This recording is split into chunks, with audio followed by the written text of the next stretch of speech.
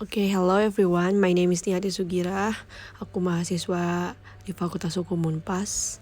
In this video, I want to explain about hukum perjanjian internasional. Berikut ini pengertian perjanjian internasional berdasarkan Konvensi Wina 1969. Perjanjian internasional adalah persetujuan yang dilakukan oleh dua negara atau lebih dengan tujuan untuk mengadakan hubungan antara negara menurut ketentuan hukum internasional.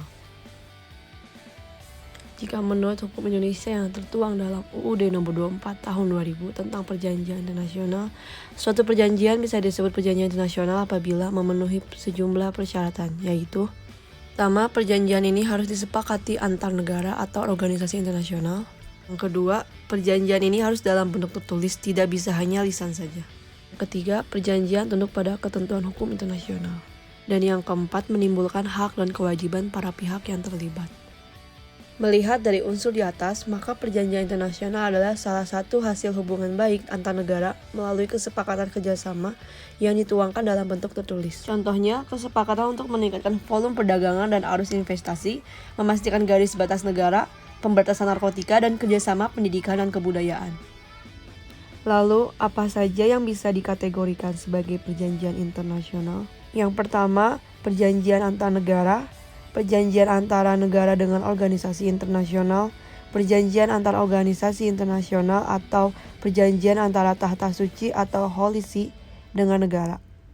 Berikutnya beberapa istilah perjanjian internasional ada treaty, agreement, convention, charter, covenant, declaration, dan protokol.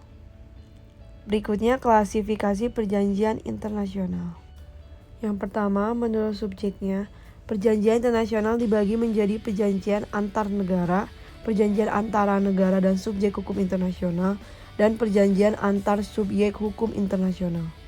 Berikut beberapa contoh yang dapat menjadi subjek hukum internasional, yaitu: 1. Negara yang berdaulat. 2. Gabungan negara-negara. 3. Tahta Suci Vatikan. 4. Organisasi internasional baik yang bilateral, regional maupun multilateral. 5. Palang Merah Internasional. 6. Individu yang mempunyai kriteria tertentu. 7. Pemberontak atau pihak yang bersengketa. Selanjutnya, klasifikasi perjanjian internasional yang kedua menurut jumlah pesertanya. Perjanjian internasional dibagi menjadi perjanjian bilateral atau dua pihak dan perjanjian multilateral atau lebih dari dua pihak. 3. Menurut proses pembentukannya, perjanjian internasional dibagi menjadi 3 tahap: perundingan, penandatanganan, dan ratifikasi, serta 2 tahap perundingan dan penandatanganan. Keempat, menurut isinya, perjanjian internasional dibagi menjadi segi politis, segi hukum, segi ekonomi, segi batas wilayah, dan segi kesehatan. Kelima, menurut strukturnya, perjanjian internasional dibagi menjadi law-making treaties atau aturan hukum yang berlaku di seluruh dunia, dan treaty contract atau aturan hukum yang berlaku bagi pihak-pihak dalam perjanjian saja. Keenam, menurut sifat pelaksanaannya, perjanjian internasional dibagi menjadi dispositive treaties atau perjanjian setelah tujuan tercapai, dan executory treaties, perjanjian yang dilaksanakan terus-menerus.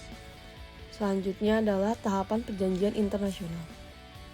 Dalam buku pengantar hukum perjanjian internasional tahun 2019 oleh Sukani dan teman-teman, perjanjian internasional dilakukan dengan 4 tahapan, yakni: pertama, perundingan, berisi negosiasi secara diplomatis yang diikuti oleh delegasi negara dalam membicarakan tujuan, aturan, hak, serta kewajiban yang harus dipenuhi oleh semua pihak. Kedua, penandatanganan dilakukan oleh delegasi pihak di atas kertas perjanjian internasional. Ketiga, ratifikasi atau pengesahan adalah pengesahan dokumen perjanjian internasional di negara asal oleh kepala negara. Keempat, pengumuman atau deklarasi di mana perjanjian internasional diberitahukan kepada rakyat. Berikutnya adalah bentuk perjanjian internasional. Ada 2 bentuk perjanjian internasional, yaitu perjanjian internasional yang berbentuk tidak tertulis dan perjanjian internasional yang berbentuk tertulis. Perjanjian internasional yang berbentuk tidak tertulis biasanya merupakan pernyataan sepihak atau secara timbal balik dari kepala negara, kepala pemerintahan, atau menteri luar negeri yang kemudian pernyataan tersebut diterima secara positif oleh organ pemerintah dari negara lain.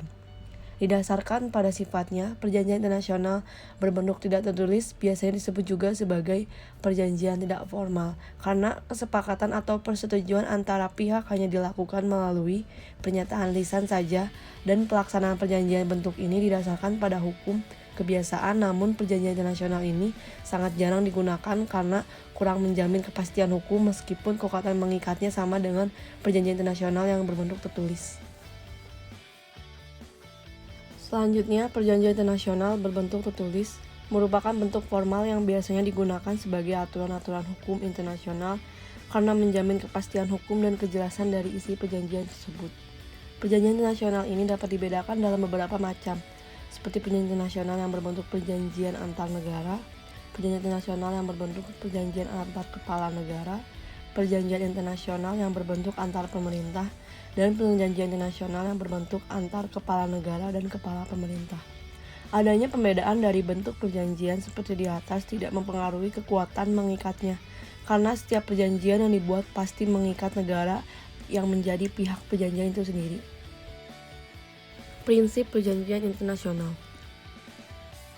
Prinsip perjanjian internasional Konvensi Wina yang terdiri dari 85 pasal, 8 bagian, dan sebuah ketentuan tambahan termasuk 5 asas atau prinsip dasar perjanjian internasional.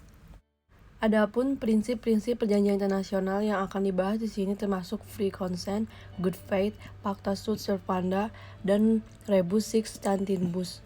Free consent and good faith adalah prinsip utama dalam perjanjian yang selalu ditaati oleh negara-negara dalam hubungan satu sama lainnya.